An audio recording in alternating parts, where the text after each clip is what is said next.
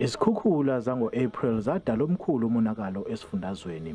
Lo mgaqo ongenela ke eMbumbulu walimala kakhulu. Iziphathimandla zithi ukulungisa kuzodla imali engaphezulu kwezigidi eziyisishiyagalombili-nesithupha.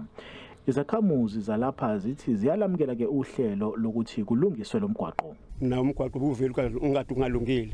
Kwavuleka imigodi kwaba nesele endaweni, so manje sinethemba ukuthi kuzolunga konke njengoba naku sesiyabona khona okwenzekayo. Jabula kakhulu ngoba sokwazi ukuthi sifakele itiyela neemoto zethu ama-taxi njengoba edlula nje hamba endaweni erafu kanti ayakhokhelwa futhi. UNdunankulu uSihle Zikalala uthi ukungaqedwa komsebenzi owenziwa izinkampani ezilungisa ingqalasizinda angeke kwamukeleke. Laba babosonkontraka abathola amathuba okukwakha abasebenze ngendlela futhi bazimisele.